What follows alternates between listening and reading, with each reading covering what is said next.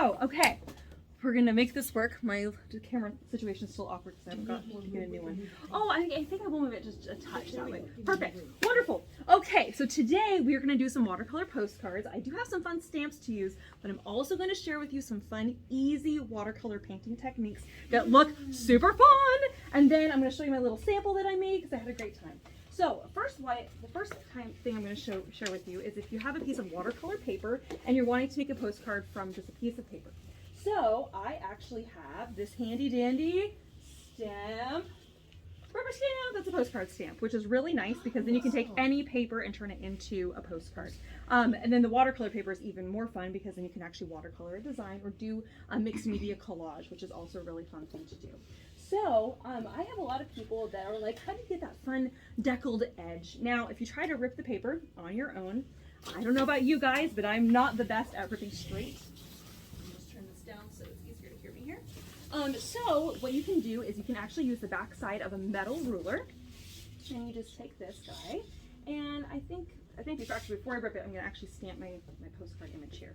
So I'm going to use the VersaFine Clear ink because it's completely waterproof when dry. We're tapping on the ink like we normally do. And then I'm going to give myself a bit of space so I can rip my two sides of my deckled edge, so then I can get the top or the right and the bottom deckled. And then I'm also going to make the left and top deckled as well. So I'm stamping my image. My postcard image looks fantastic with a little place postage here, which is pretty cute. And then I'm going to take my paper here. We're waiting for this to dry. I'm not going to put my ruler on top of my ink quite yet. So you kind of decide the size you want your postcard to be, and then I kind of fold it up against that edge. And then we rip that down the sides. And so that's how you get that deckled edge. So that way it's straight, but it's more exciting. So then once we do that, then we're going to do the other one here. I'm ripping off that small edge. So I'm laying my ruler on top of the small edge side, rather than trying to lay this down and then peel off this tiny little bit, which is really kind of difficult to do actually. So if you do this, it makes it a little bit easier. And then of course, now my ink is dry. I'll do this along this way. Okay, so that's how you make your watercolor postcard. So that's just a quick, easy, you want to make a bunch, that's what you can do. So this is a nice weight of paper. It's about 140 pounds, but it's a nice option. It's a nice weight, and then you can also do some of the wet on wet techniques, which I'm going to show you right now. So when you're doing watercolors, this is just going to be kind of a standard watercolor set. I also love to use the metallic watercolor set, and if you want to use a combination of both, you can, because that's a lot of fun.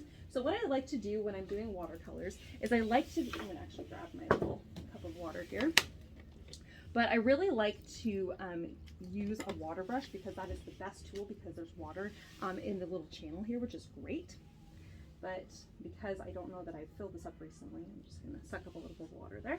On my far side here, I'm going to start doing my little technique. So if you're like, you know what, Ellie, I do not feel comfortable watercoloring, that is totally fine. If you do not feel comfortable at all, what you can do is you can actually just squirt out or like use some water from your little cup and just lay it on the surface, and then you can pick up a color. And then you can just kind of dab the color in, and it kind of creates a really fun kind of organic look. And you don't have to be precise, or it doesn't have to be like anything where you're drawing a shape. It can just be a fun watercolor design. And what's also cool about that is that you can go in with your metallic colors and kind of do the same kind of thing. Again, you're kind of dabbing in your colors. And then what's also cool is that once you have that down, especially if you have a little bit more water, float a little bit more water here on my surface,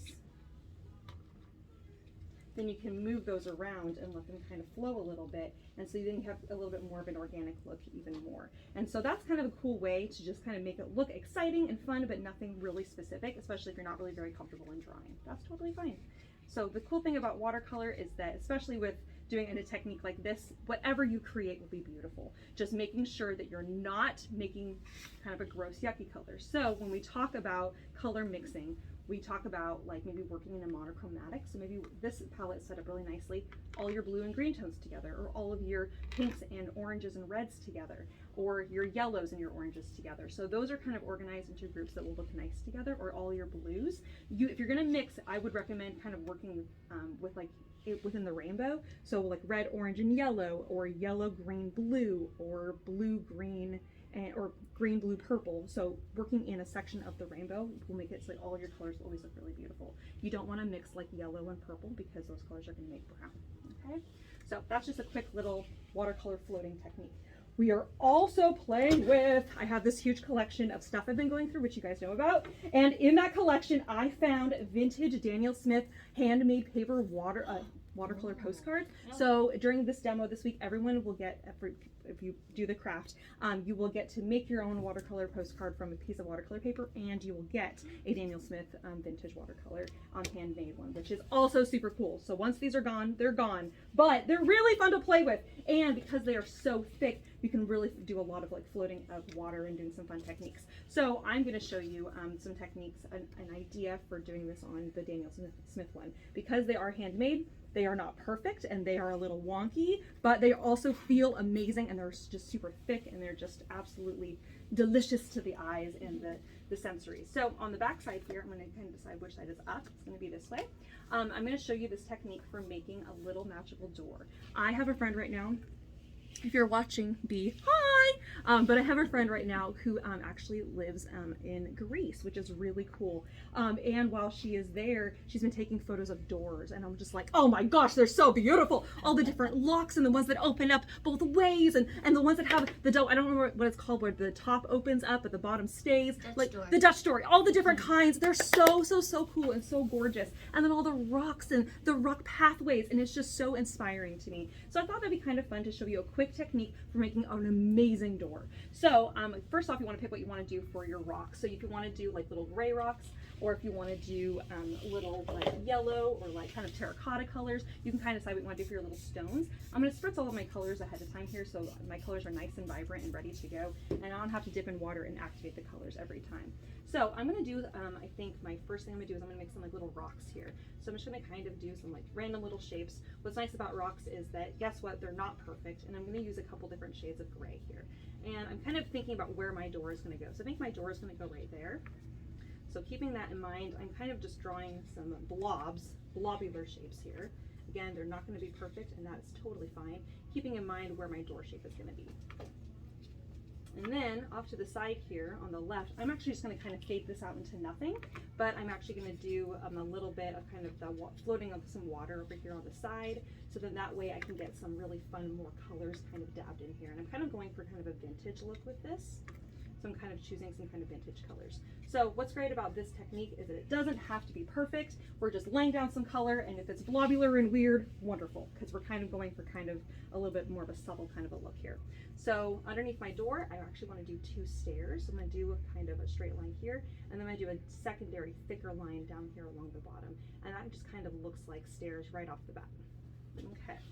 Then I think, because I want to show you a different type of wall here, I'm going to do a different kind of a brick wall up above. And this is my idea here, is that maybe there was one wall and the other wall is breaking away, and then there's the older wall is underneath. So that's kind of my storyline here. So to make my different kind of brick, I'm just going to do a straight line all the way across like this.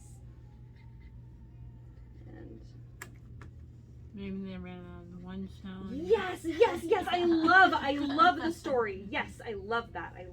And the owner wasn't happy, so he sold the house. Yes, and someone else started building their next one. Yes, so many different ideas there. All right. Okay, so now what I want to do is I want to add maybe just like the little grasses along the bottom. So I'm just going to do a little line of grass. This is a technique I actually learned in face painting, where you kind of do, I'm going to use a sound effect, a little floop. Floop, floop. Sometimes if you make the sound, it's even more fun. Floop, floop, floop. And I'm just making these little floops, and those are just my little grasses along the bottom there. Again, they're not perfect, that's totally fine. And I might even add like some little like hanging things, like maybe some moss has been growing over time. Okay, it doesn't have to be perfect. All right, now for the door. So I'm going to start out with 2 different shades of brown here. So I'm going to start out with a lighter color brown and a darker color brown. So my lighter color, we're going to lay that down first. Lay down your door shape, whatever that's going to be. And I'm adding some water in here to dilute out my brown color. Okay. Now I'm going to let that dry. I'm going to use my heat gun here to dry this.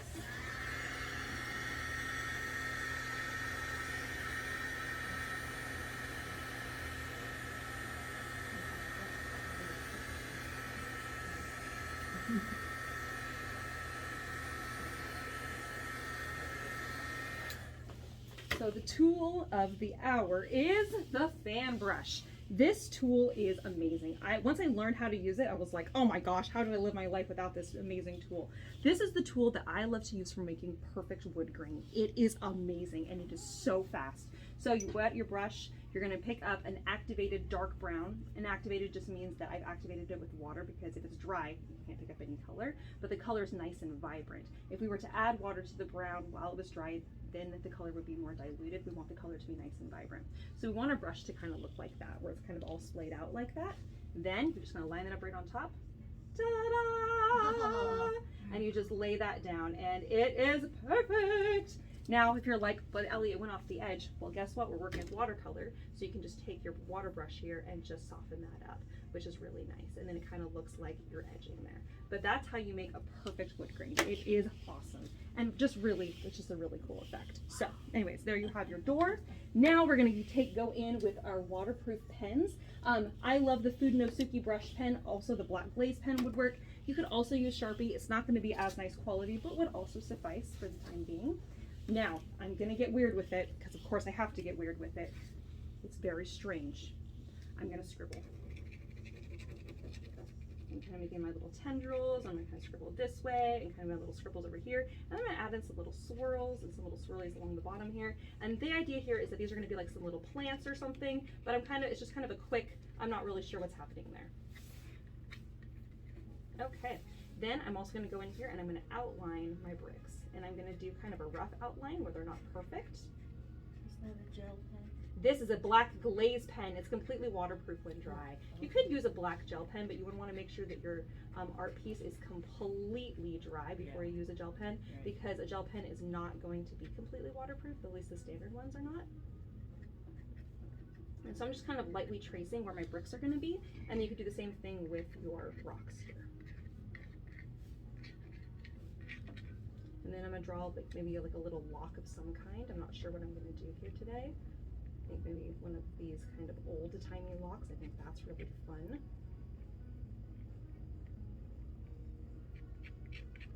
I love this idea of something fun and magical on the door. I'm not really sure if it's gonna be magical. And then my little staircase, okay? All right, and then just to finish it off, I'm gonna add in a magical word. And I think I'm actually gonna literally use the word magic. So, because I just love that, and I'm just gonna add this in at the bottom here. And then if you wanna add in like some more little swirly things, you can. So, there we have our fun little watercolor postcard. Wow. So you can do kind of with the same ideas. If you're like, you know what, I love the idea of wood grain, but I don't really wanna draw a door, you could turn it on the side and use the wood granite technique where you lay down the background with the soft brown and then darker and do the wood grain in the tree. And you could have little dangly things hanging down. So that was my first idea, and then this was the other idea I came up with last night. So again, this one kind of using kind of a similar kind of concept where you have your colors and your scribbles, but then you have a little bit, I love having the bricks and how they wrapped like the little arch. That's a fairy house. Yes, it is a little fairy house. And then I love the little tendrils on the side. I just thought that was really fun. So that's gonna be our $5 craft this week, yay! So you guys can stop by and make our craft for just $5. Everyone gets at least one postcard, maybe two. Have fun, friends. We'll see you soon, bye-bye.